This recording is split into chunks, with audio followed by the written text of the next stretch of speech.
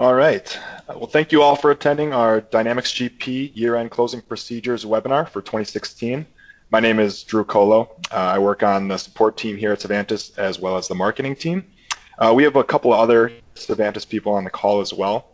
I'd like to introduce Mary Metzler.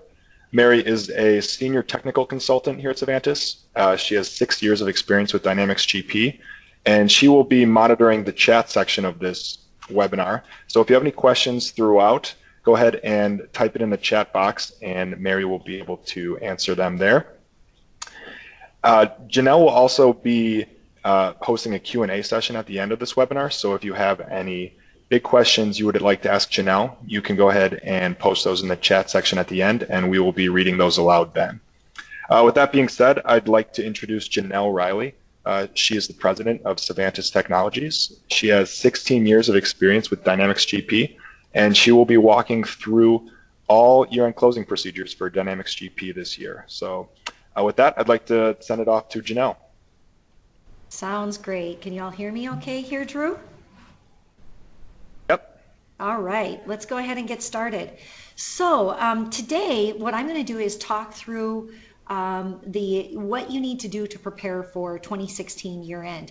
And keep in mind, this will also apply to year end 2017 for those of you that are on fiscal year ends and have already started on the fiscal year end. So you'll be able to refer to these slides. For those of you who are on the fiscal year end, I'll make a couple comments about fiscal year ends along the way, but you'll be able to go ahead and refer to these slides when you're ready to do your year end close in 2017 as well. So here's my agenda. First thing we're going to do is I'm going to talk about the 2016 year-end update releases, which just came out a couple of weeks ago. We're heavily into the season of performing year-end updates, so I'm going to explain that to you. Next, we're going to talk about when you should close the year. The short story is you're going to do it as soon as possible after year-end, and we do find a lot of people will hold off for various reasons. But we have yet to find a reason to hold off that's actually legitimately a good reason to hold off on year-end close. So I'm going to talk through that. Secondly, or thirdly, what we're going to do is talk about what you need to do to prepare for year-end close based on best practices that we've accumulated over the years. Then what we're going to do is talk about year-end closing procedures by module. So we'll go through each module and some tips and tricks for each module of things you should be aware of. Then we'll go through some frequently asked questions, that types of things we hear every year from clients that have issues with year-end close, so we can explain those to you. And then finally is the Q&A area at the end. And I encourage you to participate in the Q&A because you know, the more questions we get, the more information that everyone gets, and the better off everyone is as a result. So as we're going through this webinar, you can post questions and Mary Metzler will be responding as we go through the webinar. But at the end, I'm also going to pull it up myself and maybe verbally describe or mention some of the questions that have been asked, as well as any additional questions you have, so that we can you know, get as many things answered as we can. Also, the Q&A is going to be done via chat, so there is a chat area in your window there. You'll want to go ahead and type them in there. We have closed this off to audio, mostly because, you know, people forget they're, you know, muted and this and not muted and this and that, and it ends up being distracting for everyone. So it's a lot easier if you just do your chat and ask the questions on chat, and then we respond verbally from there. So let's go ahead and get started. First of all, year-end 2016 year-end update release came out a couple of weeks ago, and then on December 1st, GP 2016 R2 came out. So the year-end update, I'll talk about the year-end update first. The year-end update came out and was published for GP 2013, GP 2015, and GP 2016. If you're on GP 2010, there is no year-end update, or year 2010 and prior, because those are no longer in support of Microsoft, so you're not able to get that. If for some reason you are on GP 2010, you may want to contact us to assist you with getting your upgrade done to get to a current version of GP. That being said, you know, there are none of our cloud, 100% of our cloud participants are on the current versions of Dynamics GP, because we don't allow those to get old. So the year-end update includes 4 major things. It includes 1099 INT form changes, and it's a really minor 1099 INT form. So if you have a 1099 interest forms that you need to deploy this year, you do need to get the year-end update. Also, 1096 is the major change. 1096 form, they added a box to the 1096 form, and in order to make room for it, they squished all the other boxes and shrunk them. So the 1096 form, if you intend to print it from Dynamics GP, you will need the 2016 year-end update in order to print the 1096. If for some reason you decide you're going to, use some other form to produce the 1096, you actually do not, and you're not using 1099 int, you actually do not need to get the year-end update because it won't really have any impact on you. The next thing is it does have a couple of payroll-related updates. So if you're on payroll, we do actually recommend you get this update, and in the cloud, we actually do that for you. There's a few ACA reporting updates that are included in there, and also they updated luxury auto limitation updates if you use the tax version of fixed asset. So if you need any of these 4 things and you haven't contacted us yet, please do so that we can perform that update for you. Another kind of interesting thing that happened is for those of you that are on GP 2016, GP 2016 R2 actually is included with the 2016 year-end update, which means for our 2016 GP clients that we apply the year-end update, you will actually automatically be on GP 2016 R2. And there are a number of handy-dandy little things that popped out due to community recommendations, user recommendations that came out with R2, so you're going to automatically get those. In fact, I think several of our 2016 clients already have R2 included in their system. If you are a cloud customer of Savannahs, you get these updates for free. If you are on premise, you do not, unless you're on a support plan with us. And so you can have it done for a fee. If you haven't already updated you scheduled your update and you know you need to have one, please email support@savannahs.com as soon as you can, because we want to make sure that we get you on the schedule for that. As you can imagine, it's year end, it's like crazy busy season for us. And so, it's a challenge to get, 70 or 80 clients updated onto the newest release. So we do need time to, and we need to do it outside of business hours, nights and weekends. So we do need to get started on those as soon as possible. For those of you that are attendees to the webinar, you will get a number of documents sent to you related to year-end update. And so one of those is and you're going to get this after the webinar as well as a recording. There's year-end update documentation by Microsoft. We're going to send you a PDF on that. If you have payroll, there's a data sources guide, which is kind of handy because what it shows is every box on the W-2 and where that gets entered in GP to make sure the W-2 boxes are correct. And then also, thirdly, I'm going to send you a GP 2015-2016 enhancement summary. So this will be handy for those of you that maybe had 2013 or 2015 and are saying, do I want to upgrade to the next version? And again, if you're a cloud customer, it's all free. So you just have to tell us and we do it for you. And so you want to look through that documentation and see, there's an enhancement I'd like to have. We can go ahead and do those upgrades for you. So next topic, number 2, is when to close.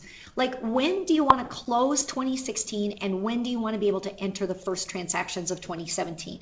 We get this question every single year. I want to make sure I emphasize it because it's really important to understand the consequences of not doing a timely year-end close. And when I say timely, I mean like within several days of year-end 2016.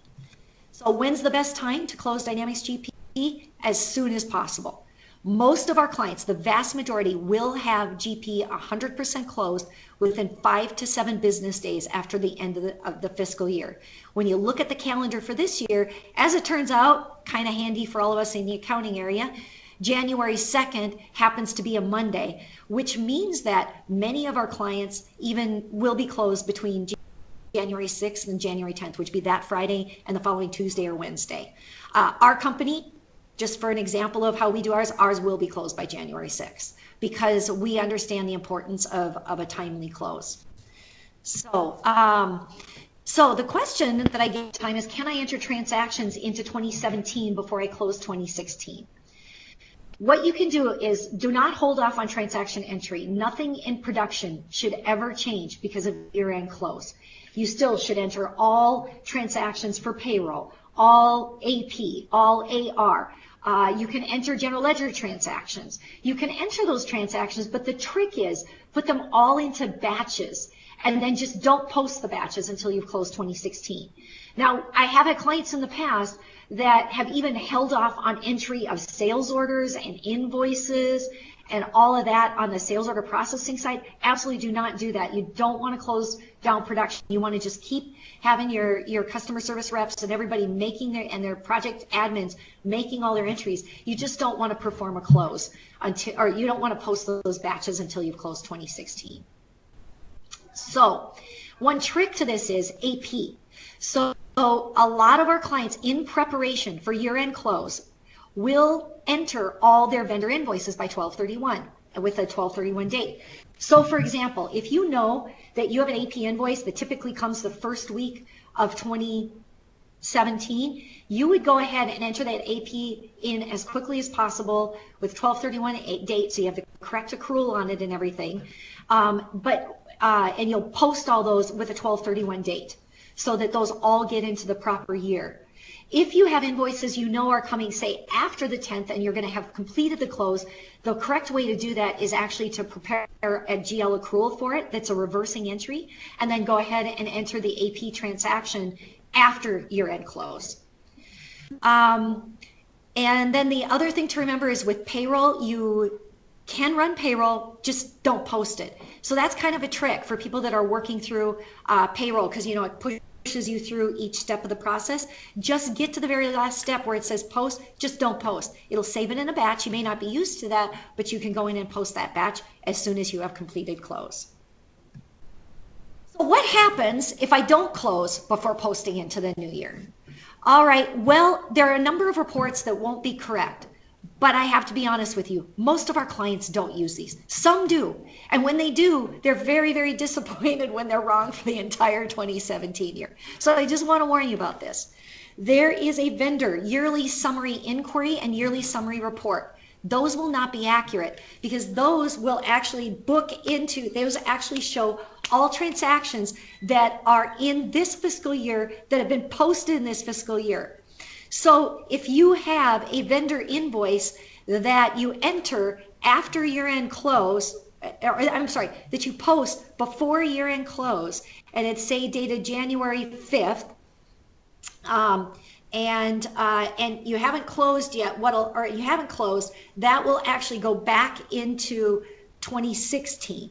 But if you close, say, on the 10th and you enter a vendor invoice on the 5th, then what will happen is that transaction will actually be included in 2016, even though you meant for it to be in 2017. Essentially, it's just not going to hit in the right year because it's broken out by when you close the year. That will also happen with customer summary inquiry, customer summary report, customer yearly summary inquiry. You know, when you pop up and can see what they have, their year-to-date revenue and all that, that will also not be accurate. And a couple of inventory reports, such as the inventory turnover report, will not be accurate. The HITV report will be accurate. You don't need to worry about that one. In a nutshell, running year-end close before posting transactions into 2017 is not critical, but will make some 2017 reports more accurate and less confusing. So this is a question I get all the time. Oh, I don't have good enough financials yet. I can't close. All right, so here's how we go about it. You should post them in the follow. You can close each module one at a time, and many of our clients do that. They don't hold it all till the end. They'll do one at a time. So, and it is always in this order: inventory, receivables, payables, fixed assets, project accounting, general ledger. That's the order you need to do it in.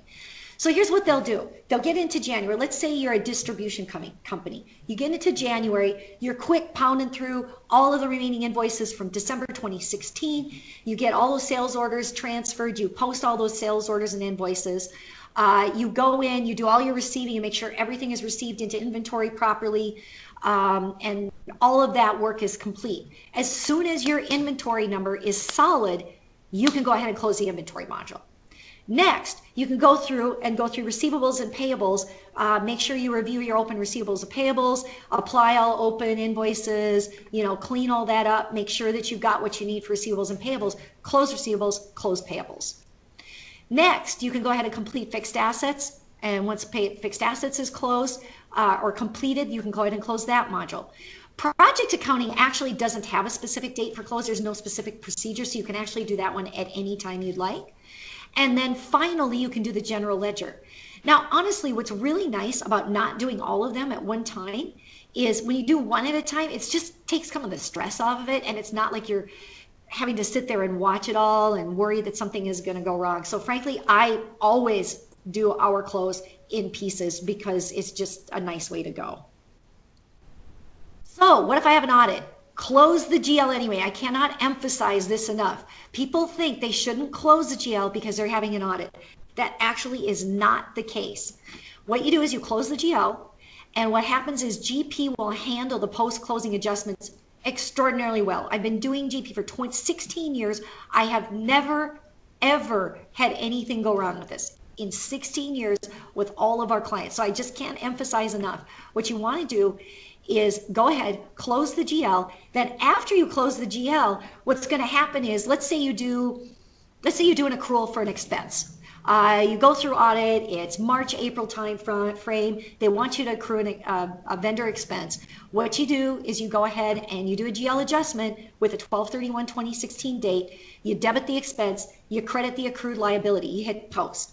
As soon as you do that, you'll see two transactions flip through the system. One which is a debit to expense, credit to the accrued, and the second one is taken out of the accrued and hitting retained earnings. I'm sorry, taken out of the expense, I apologize, and hitting retained earnings. It's magical. It works beautifully. It allows you to be able to get the correct financial statements you need. It allows you to be able to move forward with your year, and it doesn't impede at all. If you have a very particular audit process, it is possible to add a 13th period and go ahead and do that. And then if you want to, you can put the ticket in and we case in and we can show you how to do that as well. Next thing subject to discuss is preparing for close. I want to talk about some things you need to do before you perform closing procedures.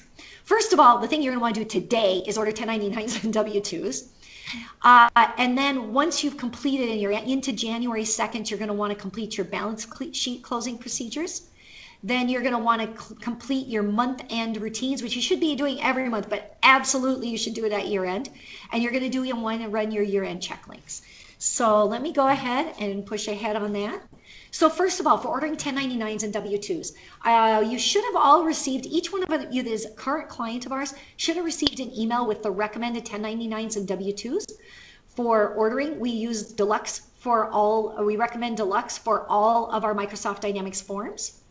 And you can get that at deluxe.com. You also can email Amy Gangle, amy.gangle@savannahs.com. She'll send you additional instructions on it.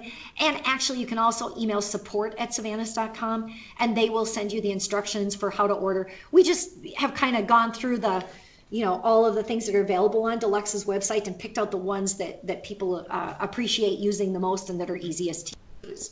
So. And again, I recommend you do that immediately. Deluxe is really quick, so you can get those forms very rapidly, but you still, you don't want to have to pay overnight charges and all those kinds of things. I recommend you get those orders in immediately. Preparing for close. The second thing you're going to do, now I'm hitting January 2nd. I made it through year end. I'm hitting January 2nd, and I'm ready to start my process of closing the year. You need to perform your balance sheet close. And I remind everyone of this every year. This is something that you should be doing every single month end. If you're not performing our balance sheet closing procedures every month end, you're making your year end a lot more difficult. And in fact, if you haven't done November's balance sheet close, I strongly recommend you do that immediately. Don't wait till year end. Do it now.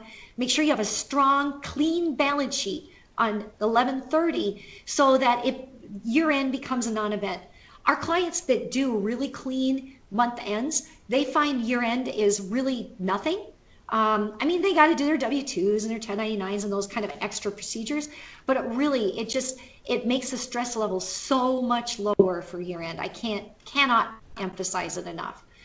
The methodology we train for balance sheet close, just to remind everybody who hasn't been through our training on this, is, if you remember our little accounting formula, assets equals liabilities plus equity. And then equity is composed of two components: prior year retained earnings and current year income. So the philosophy that we follow, and most auditors follow as well, is to focus on the balance sheet when you're doing a close, not the P&L, because a balance sheet is going to tell you whether your numbers are actually accurate and correct. each month end and finally at year end. In other words, the philosophy is if you can verify every single asset balance in your balance sheet, for example, and with a third party backup, for example, my cash account, I can back up with my bank rec. My receivables, I can back up with my receivables summary trial balance, and statements which I send to every one of my clients that verify the validity of my AR, et cetera, et cetera. Then I can do the same thing on the liability sides with bank statements for loan statements, those types of things. And of course, I know what my prior year retained earnings are. So if I know my assets with certainty, I know my liabilities with certainty, I know my prior year retained earnings with certainty, that means this year's income is absolutely right because it's math, right? So because of math, now if I can go to my P&L, I know what my bottom line is and I can look at my P&L and verify that that's the correct income. Now at that point in my P&L, all I'm doing is reclasses because I already know what my bottom line is. It's just a matter of where it ended up on the P&L. So that's the methodology we teach for month-end balance sheet close. Can't emphasize it enough. If anybody wants training on it, we do it all the time.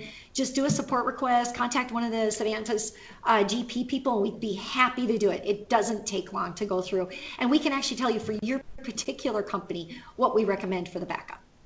So we're also going to send a sample report or a document to you that shows what we recommend on GP reports to back up those balance sheet balances for month-end close. So let's keep going. Our next thing we want to make sure we do is run month-end routines. Now I say month-end routines. We want to run those at year end, but we actually want to run them every single month. And some of our clients actually need to do it more than monthly, depending on transaction volume, because we have some clients, particularly in the distribution and retail areas, that extraordinarily high transaction volume. What these routines do is clean up the data in the database so that you don't have anomalies, such as maybe receivables that are in the wrong bucket, payables that are in the wrong buckets.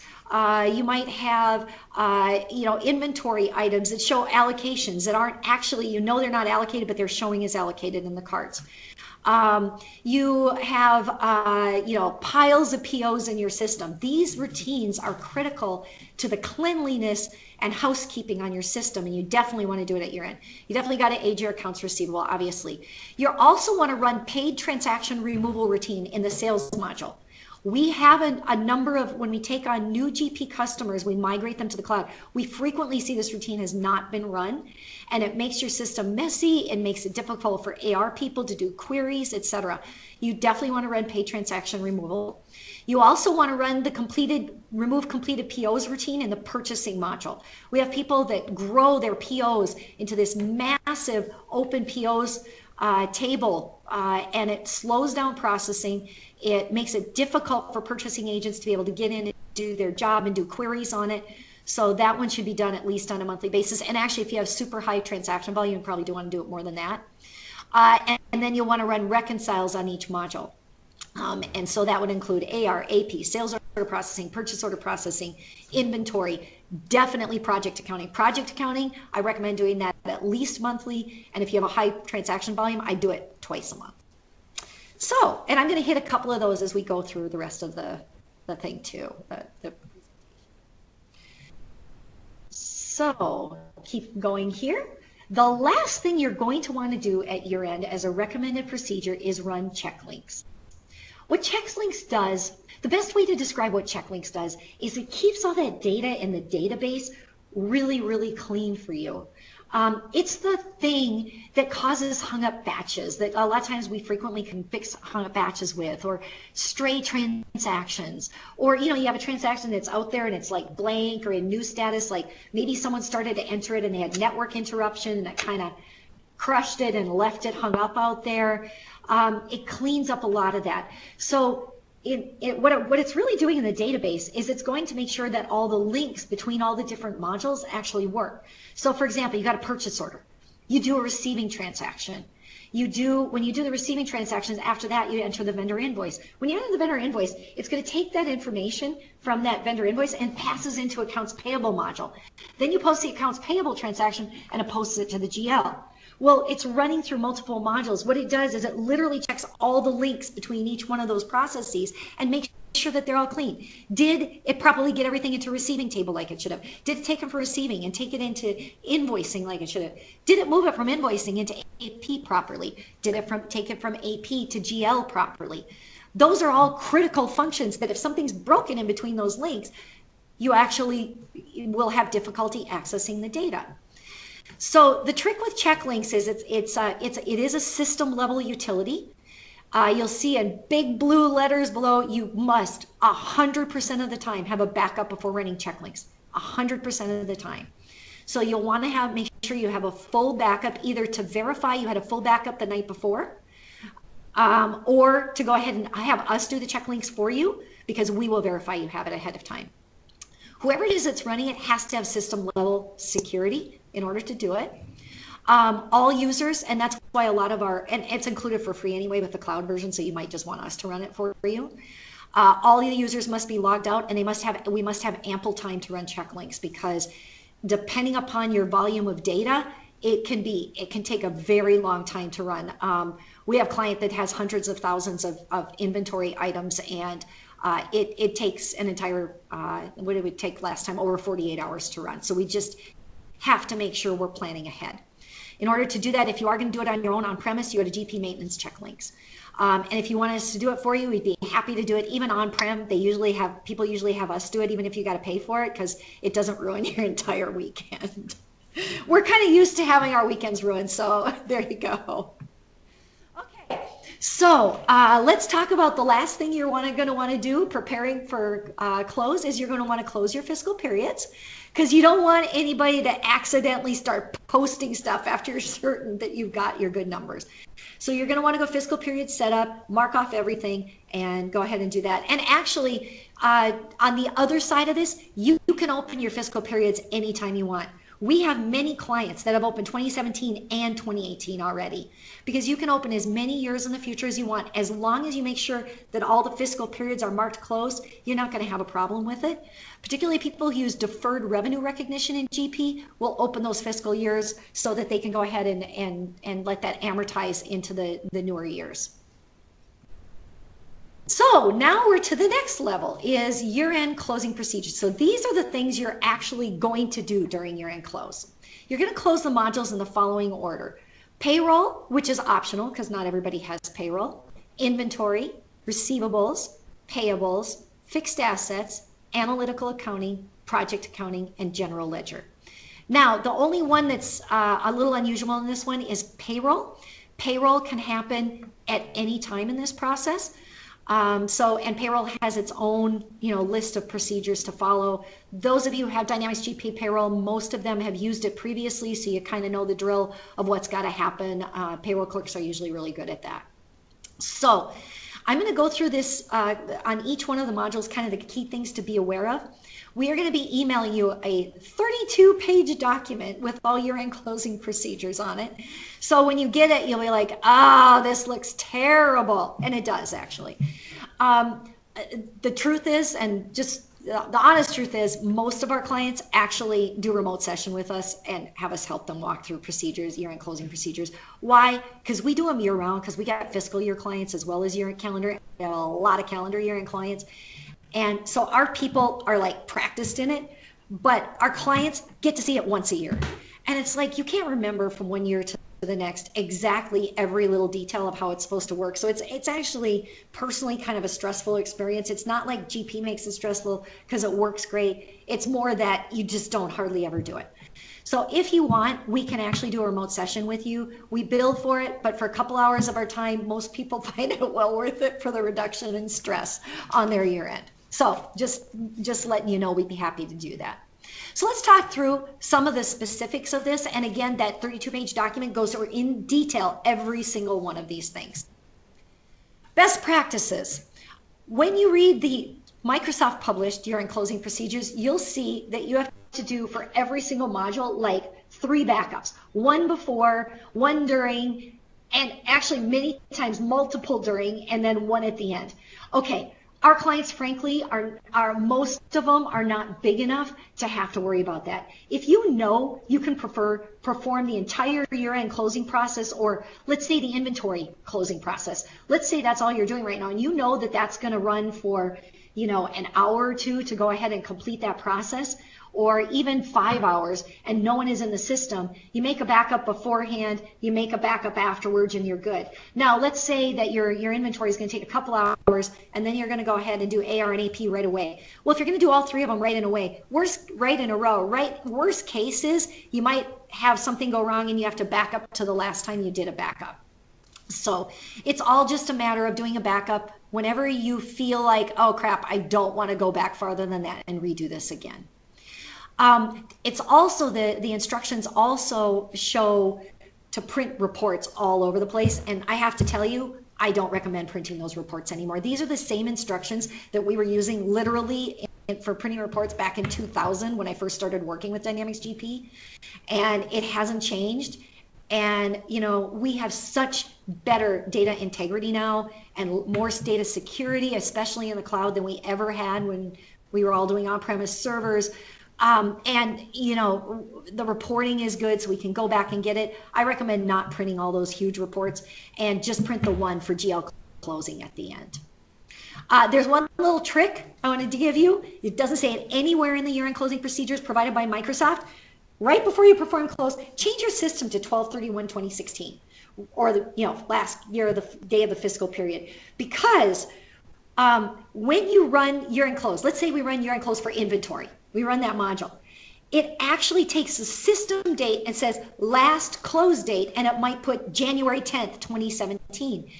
And somebody will go in the next year, and if they're not familiar with year-end close, they panic. They're like, wait a second, we did close for 12/31, we closed on January 10th. No, that was the system date on the date of close.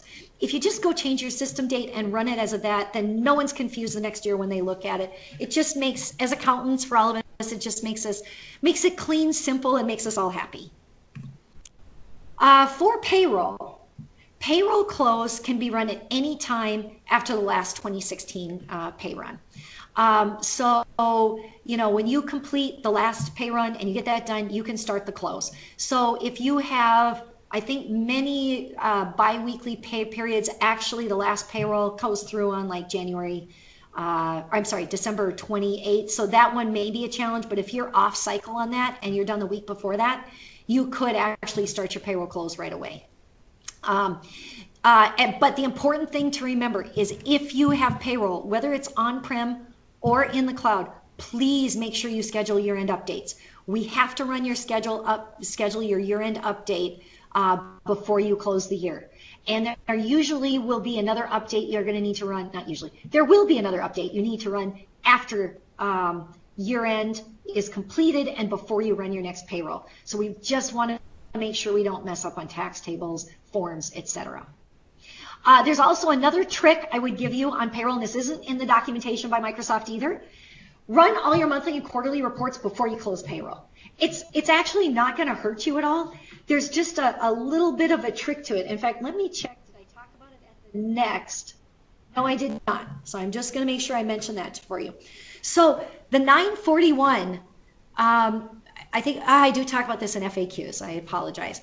But the 941 is actually built off of the date that's on your system. So what happens with a lot of people is they don't run their monthly and quarterly reports. They go ahead and close. Then they go to do their 941 like, January 20th.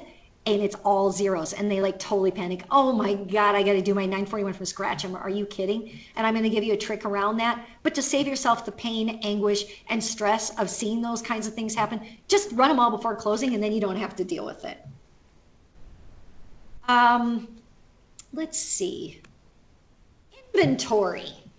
There are a number of things you should do with inventory. Definitely reconcile inventory quantities before you close. I also would put even a pre-reconcile procedure that I don't have on here, recommendation prior to all this. And this is something to do now, before year end. Go discontinue all your inventory quantities, your inventory items that are not being used, because there is a discontinued items utility that runs at year end that is fabulous and makes your people that work with inventory, makes their lives so much better. So let me talk about discontinued items a little bit. So, you know, you're in sales, or I'm sorry, you're in inventory cards. There's a little spot on there. You can switch your items to be from sales inventory to discontinued. When you switch an item to discontinued, it does not shut it off in the system. What it does is it simply puts it into discontinued status. So if someone tries to enter a new order for it, it will allow it until those quantities are consumed. So let's say I switch something to discontinued because I know my vendor is going to discontinue that item and I still have 2 in stock. It's still going to let me sell those last 2. But after there's nothing left, it's not going to let me order any more of them because it's discontinued. It's also not going to let me sell anymore because it's discontinued. So switch everything to discontinued. And then what happens at year end, when you run year end close, there's a box that says remove discontinued items. You click that box, and as it goes through close, it takes all those discontinued items and moves them into a separate historical table. So they're like out of your way. Like when people are doing, from there on out, when somebody is doing the looking glass or hitting it to look for an inventory item, they're not looking through, 10, 20, 30, 100,000 inventory items that are actually something they can't sell that are discontinued. They only see the ones that are actually real sales inventory items. So you can still query on everything, you can see everything, you can report on everything. You just can't use that item anymore in the future. So now, some of you, as I know who you are, and you know who you are, have an extraordinary number of discontinued items. When you have an extraordinary number and clicking discontinue on 10,000 items or 50,000 items or 100,000 items sounds really daunting, we have the ability to run a script in SQL to switch to discontinued status for you. It's not terribly difficult. We can help you do that, and you can get that done before year end. If you would like that, let us know, let support know, and we'll help you with that. Last thing, and then at that point, if you do the discontinued items, then you should probably run a reconcile again, make sure everything's clean, and now you're ready to close, and you just simplified your inventory substantially. There's one trick to year-end inventory close. There's no report prints. So like, it feels really anticlimactic. You go, you click it, you hit close, and then it goes and it just sits there, and then it just sits there and sits there. You're like, did anything happen? Yeah, it actually closed. Like when the circle quit spinning, it actually did close, but there's like no report. So you're like, did I do it? You actually did it. It just doesn't look like it. So receivables. For year-end close for receivables, definitely run a reconcile and accounts receivable. What reconcile and accounts receivable does is it takes like things that are like for some reason got kind of mixed up in the tables on SQL. It makes sure and recalculates and makes sure everything ended up in the right bucket. So if you look into your accounts receivable and it's like sitting in 30 to 60 and you're like, I know that's a 90 plus, it's a reconcile that kind of cleans it up and just puts it in the right spot. It has no GL impact, none whatsoever. By the way, neither does inventory reconcile, no GL impact. So, but you will want to do it just to clean up your data. Perform paid transaction removal. That one is critical because it moves your receivables from open to history. If you want someone to explain to you how it works, we'd be happy to do so because we have a couple tricks on how to manage dates of it, etc. And the last thing is don't print the closing report. When you go run the year-end close for receivables, it's going to pop up and ask you to print a report. You can print it if you want to, but we have clients that it's literally in the thousands of pages long. Even a small company will be like 350 pages. So, because it takes like everything that's client you've ever had in receivables and goes and does this huge report of it. Reality is you've got that in a backup somewhere. Why print something that's 1,000+ pages and then have to scan it all in and store it somewhere or leave it in a stack in the back of your desk for the next 3 years until you chuck it? Payables. When you're going to close payables, it's really important not to post any AP transactions until after you close. So be very careful about that. Put them all in batches and leave them all sitting there. If you're a fiscal year company, you're not a 12/31 year end, you will need to do an AP close at 12/31, even though you're not closing your fiscal year. You want to do that because that's what helps you go ahead and produce 1099s. Because even if you're fiscal year, you can still do your 12/31 1099s off of it. Really important to note, 1099s can be edited. There are a number of ways to do it. There are a number of procedures for it. Particularly for those of you after GP 2013, you have a number of ways to edit the 1099s, and you might just want to ask one of our consultants how to do that. We can help you do that at any time. And finally, after you have completed closing AP and AR, you'll close the tax year. So, and that's what's going to go ahead and take all your tax transactions and go ahead and clean those up to the final end of the year. And closing the tax year. If you're a fiscal year company, you're going to want to close the tax year also because it's 12/31 is the tax year. Fixed assets. Fixed assets close is mandatory. I can't enforce that enough because we did have a client that did not close fixed assets before they started entering transactions into the following year. And then they came back to us 2 months later, and it was a mess. There was we could not backtrack it. Now we have more tools available back than we did at those days, but I just have to tell you, make sure you close fixed assets before you close or enter any transactions that would impact fixed assets in the next year. Also, make sure that payables is closed before closing fixed assets. Because there are a lot of payables transactions you might be transferring to fixed assets. You want to make sure those are out of there before you do it.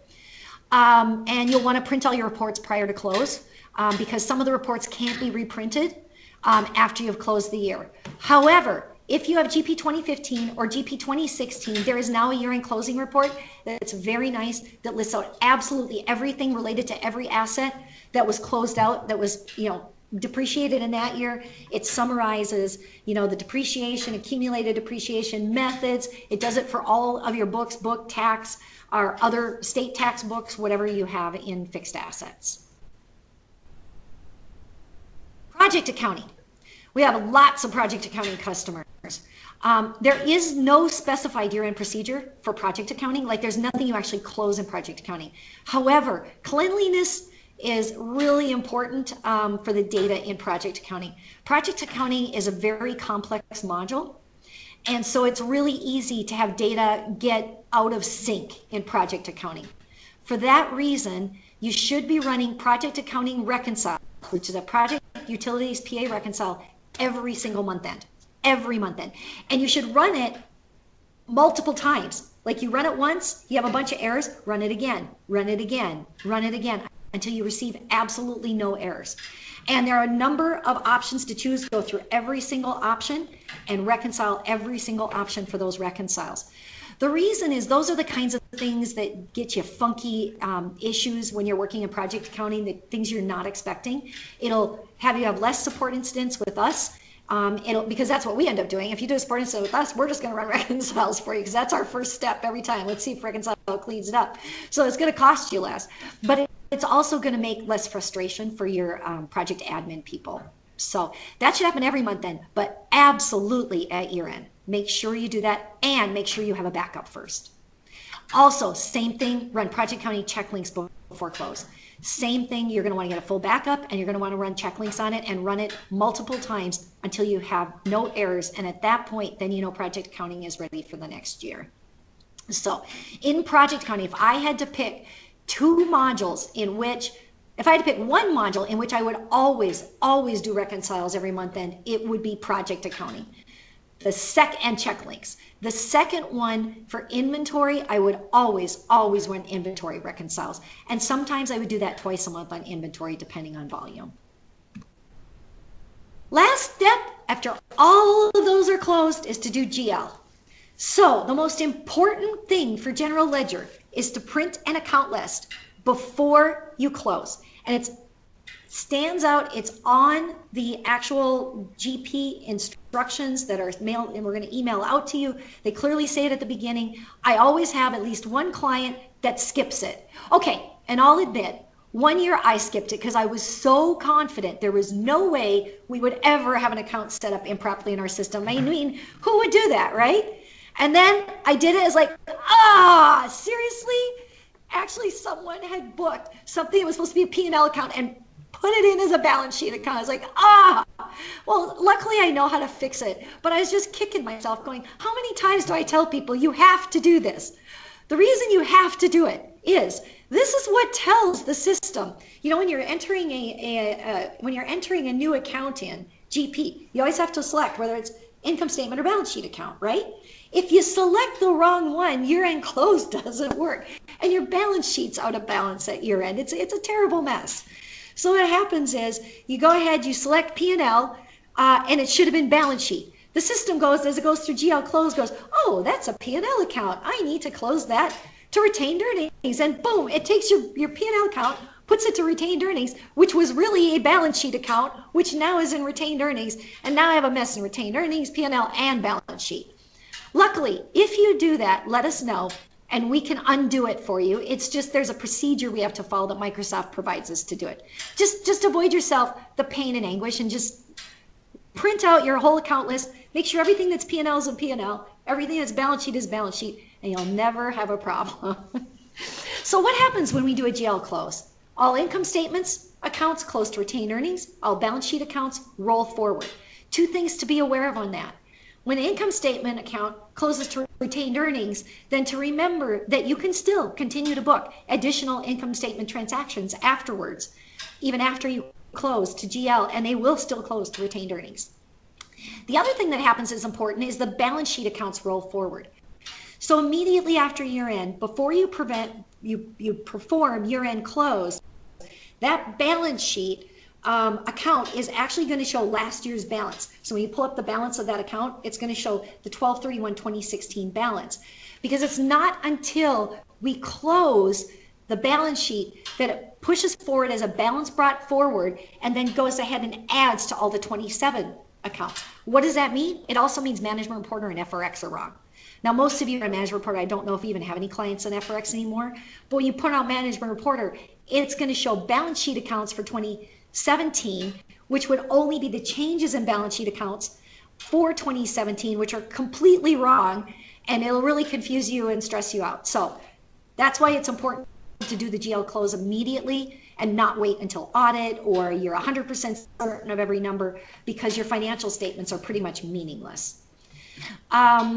Then what else happens is all the year-to-date balances in the GL are update and management reporter rolls forward.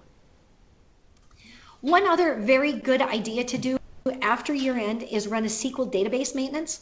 Again, if you're a hosted customer, have GP in the cloud, that's all free. Let us know. If you're not, if you're on premise, you need to have a SQL admin do that for you. You could have a SQL admin do it, or you can ask us to do one of our SQL admins do it for you. And lastly, permanent backup and store in a secure location. Now, if you're in the cloud, if you're, want to make sure we maintain 45 days of backups, so you are pretty safe.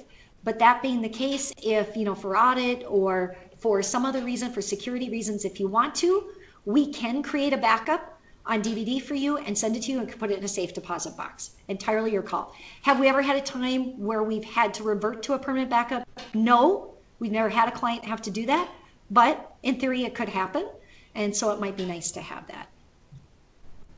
So I made it through all of that. My last thing I want to do is go through some year-end FAQs, and this will be fairly quick, and then I can open it for a little bit of Q&A. So one of the questions we get every year is, I ran my 1099s and they are not right. And they're like, I made a vendor payment to this person on January 10th, and they're not on the 1099, but all the rest of them are in there. So here's what happens. Probably 90% of the time is, you had a new vendor, somebody set them up on January 1st. You did a payment to them on January 10th. Then all of a sudden the AP clerk is like, oh crap, that person should have been a 1099 vendor. And they switch them to a 1099 vendor. Well, that means the payment that happened before they were marked as 1099 is not a 1099 payment. Anything after is a 1099 payment. And that's why it would be a mess. Now, that being said, you can edit the transactions now afterwards if you have GP 2013 and later, so you can go ahead and fix that yourself. But keep in mind, this can be a handy thing to have too, because you may have vendors, some of their stuff should end up on a 1099, some of their payments, and some of their payments should not end up on a 1099. Now you can know how to control it, right? Turn it on, run a payment, turn it off, run a payment. Let's see. What if I want to issue a check? This one I get every year too. I want to issue a check on January 2nd, but I haven't closed AP yet. You can totally do that. That's not a problem. You print the check, but you know, you go through the AP closing procedure or AP printing procedures, select checks. You hit print. The next thing it's going to pop up is ask you to post. Just don't do it. Just don't post it. It'll sit in a batch.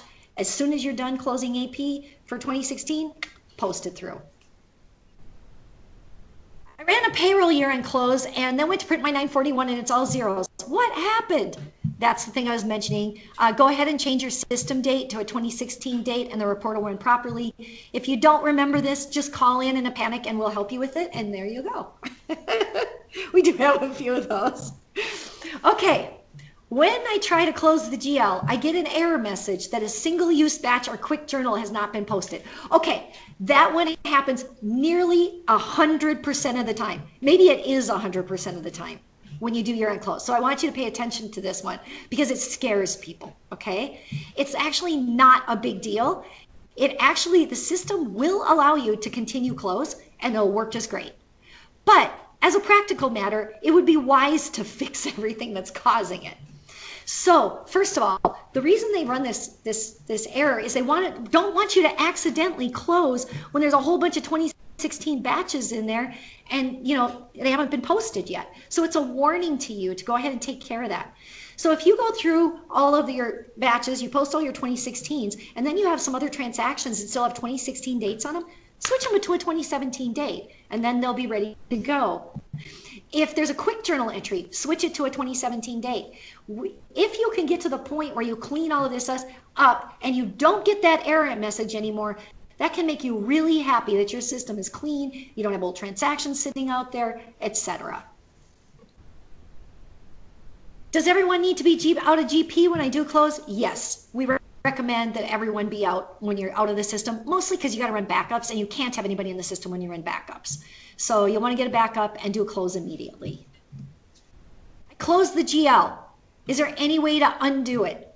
Actually, if you have Dynamics 2013 R2 and later, which most of our clients do, you can actually go to year-end closing routine window and there's a new box on there after GP 20 or in GP 2013 R2 and later that says reverse historical year, and it will be reopened as it was never closed in the first place. I have done it a couple times, not very often because it's not necessary very often, and it's worked great, but I recommend not doing it unless you absolutely need to. I mean, like, don't think of this as like your fallback to not doing the procedures properly for year-end close. Like, do it when you actually screwed up and you need to undo it. Okay. So can Savannahs help me with close? Absolutely. As I mentioned at the beginning of this webinar, we frequently walk our clients through close on a remote session. It saves you a lot of time, a lot of anxiety, and like I said, for us, it's not a big deal to do. When I say frequently, I will bet 70 or 80% of our clients actually do it with us, just because they don't want to deal with it. So, entirely your call. And now I'm to the Q&A area, and I think at this point I should probably pass it on to Drew or Jenna so that we can look at that. I don't know, do you all want to pop up some questions that they may have? Yeah, absolutely. So if anyone has any further questions for Janelle, feel free to type them in the chat box in this meeting window and we'll get those read aloud so Janelle can answer. Yeah, absolutely. So I'm going to pull it up right here on my chat box. We've got a bunch of people watching right now. Let's see. It looks like there was one that was in here. It's Roxanne. I know Roxanne. Since September, our financial cards have been off. We did some checking into certain accounts, trying to figure it out.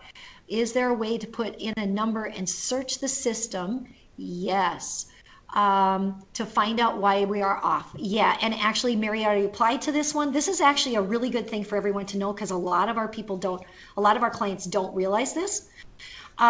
So depending upon your GP version, there's a box, it's in an area, it's in financials. So you go into GP, go to financial area, and then it would be in, I believe it's in utility. And when you click on that, or it might be under reconcile, it might be under utility, but you click it and it's reconcile to GL. And what it does is it actually works for checkbook, AP, AR, and inventory. And what it'll do is it'll go through every transaction. Let's say your AR is off. It'll go through every transaction in AR, every in the AR module, in the subsidiary ledger, and every AR transaction in the GL. Go compare them all. Create an Excel spreadsheet that pops up that shows you the variances or things that they can't match up, and you most of the time are going to be able to resolve it right then and there. And that happens with the AP, inventory, and banking as well. Really handy tool. If you have any questions, yeah, Mary said you can reach out to her, me, support. Any GP consultant can help you with that, and I really find it extremely valuable. Let's see. Is that all we have? Seriously? Oh man. So I wanted more questions. If anyone doesn't know how to get to the chat box here, if you go to the Skype meeting window, in the bottom left corner there is an icon that looks like a chat bubble. Go ahead and click that, and that will open up the Skype meeting conversations. You will be able to see what has been posted before and type in a new message there. Yep, we're about 3 minutes from the end, but if you have something quick to ask, and of course, afterwards, I'm going to send you tons of documents, and we'll go ahead and walk through questions if you have them. We received the payroll updates. It lists GP 2015, and we have GP 2015 R2. Yes, let's see. Yes, GP 2015 and 2015 R2, if you look at it, yeah, the way that you can tell whether it actually, you have the right updates is there's a place you can look. You know what, I should probably defer to Jessica or Mary on that. If you could look that up for me, there's a place in the payroll module where you can see whether the final update is in there, and actually when you run payroll year end, it'll tell you. But yeah, if you have 2015, it will be fine. Yeah, that sounds great. Thanks. Thanks, Liz. Great question. Anybody else have anything? I'm sad. I wanted to talk to people. I do much better talking to people than talking to, you know, a webcam.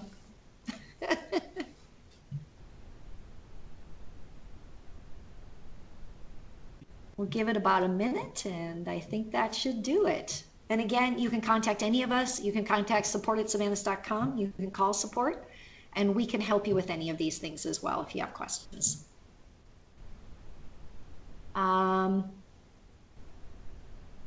Let's see. Iris, how can I tell which version? Oh, yeah, great question.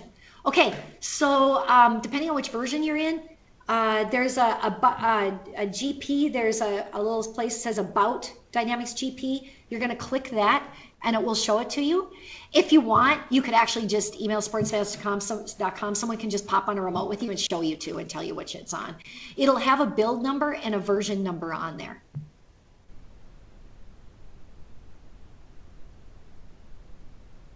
Yep, that's a good question.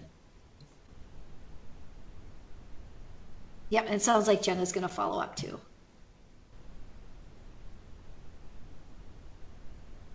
Okay, well, if that's it, we did pretty good. Oh, great question. Rick, if I run check links and month-end routines, can I do any harm? I know, right? That's one of the questions I get all the time. Actually, you can't. But you should do a backup just to be safe. If I think back 16 years, I can't recall any time that I had to revert to backup from doing a check links or a reconcile. Honestly, I cannot remember, and I've got a number of GP people on this call. I think they could verify and say the same thing. However, we are really careful whenever we're working with databases, so we try to do backups. Now, so I do recommend that you get a backup, or at worst case, you know you're getting a good backup the night before, come in on the morning on a Saturday or whatever, or do it first thing in the morning before people are in the office and run it at that point, just as a backup plan. Now, I do have to tell you, I did have one bad story where someone didn't run a backup before year-end close. And then, this is an on-premise server, right? And then they ran out of disk space in the middle of close, and it just crashed and burned. I was like, oh my God. And the thing is, they were doing it themselves. And so this was a junior end company, and they hadn't done a backup since March. Okay, and this was a fairly large company also. It was really not pretty. Luckily, we got Microsoft support on the line, and they were able to rebuild the databases. So year-end close, absolutely have a backup. But checklinks and month-end reconciles, no, you can't do any harm. And checklinks and month-end reconciles do not impact GL. I've got to clarify that. No impact to GL. So if you're getting concerned about it, it won't hit GL. It will occasionally create a transaction in a batch that it'll say checklinks on it, but it won't have any financial impact at all on it. Great question. Yes, if you're on the next question is from Liz, we're web-based, our backups being done automatically. Yes, everyone who is on Microsoft Azure has 45 days of backups in Azure, and as you all know, that's as secure as it can possibly get. You know, that's as good as it gets in terms of security on a backup. So yes, you're good. Great question.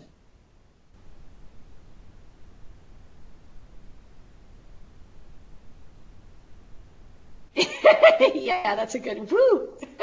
I know, scary, right?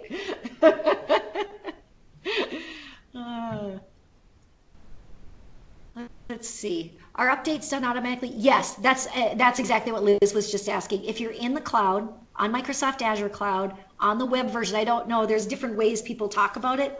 That's all backed up in the Microsoft Cloud, and you're 100% good on that. So, yep. And in fact, I should mention backups. Some of our clients actually get backups, incremental backups during the day too. So keep in mind, if you are a high volume transaction processor, and let's say it were 3 o'clock in the afternoon and you were to lose, for some reason, maybe someone just makes a mistake and deletes a bunch of data in your system, and you had to revert back to 8 a.m. that morning, if that would be a critical issue for you, you can request to have multiple incremental backups during the day as well, say, at noon and at the end of the day, or even every hour. For high volume processors, we do them every hour, so that, if something bad happened, you wouldn't have to go back very far. And this is Jenna, and just to that point, Mary sent me a quick message about that. Updates are going to be done for you automatically fairly regularly. Upgrades, so if you're trying to go from one major version to another, that we actually arrange with you.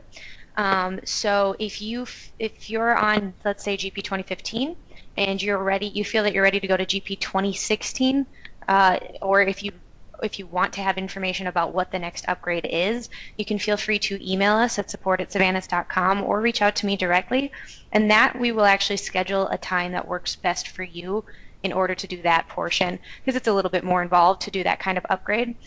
So if that's something that you're interested in, and as long as you're not in your busy season, that's usually not a great time for people to perform full upgrades, but we'll usually do that over the course of a weekend, and you can just reach out to us if you're interested in having that done. Okay. Yeah, that's a really good point Jenna just made. I apologize, Iris. I actually read your didn't read your email correctly, or your IM directly. Jenna's exactly right. The updates are done on the cloud for you, but you know what? We actually don't just do things automatically. Like, for example, the year-end update that just came out, we will want you to reach out to us and tell us to do it. And the reason we do that is we have many clients that have complex ISVs, complex integrations, and we can't risk doing anything that would jeopardize the production on their system. So we always have to coordinate that very carefully to make sure that we don't have any issues. We want to coordinate with users to make sure that they're out of the system at the time that we do it. We want to coordinate with you to make sure that if we're going to do an update, that maybe this happens to be a weekend that you're doing some, big Christmas rush on an e-commerce site. I mean, we just want to make sure that we don't step on any toes. So if you want to have an update done, please let us know. We reach out to you, but we won't do anything without your express request and permission first, because we just can't take those kinds of risks with our clients. I'm glad you asked that question. Yeah, easy way to think of it. Major updates, major upgrades will coordinate with you. Backups are automatic. Yeah, that's right. And actually updates of servers and the server stuff, all of that, the IT related stuff, that's all automatic. You won't know the difference on that. That all happens in the background. So like we'll upgrade your servers. We do things like that all the time and our clients don't even know. Because we're constantly doing that to make sure you're on the most current technology. But if we do anything that touches GP, we always get your permission first. Yeah, that's great. Well, Are there any other questions from the audience?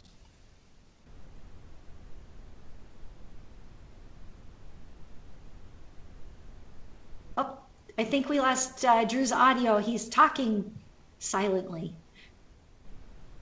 You got it?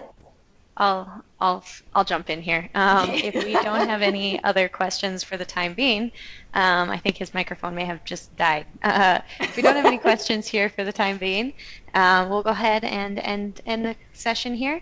If you think of anything right afterwards, you can respond to one of the emails that I sent as an invitation here, jenna.riley@savannahs.com, or of course always can contact us at support@savannahs.com and we'll get back to you that way. Thank you all for joining us. Thank you. Have a good day.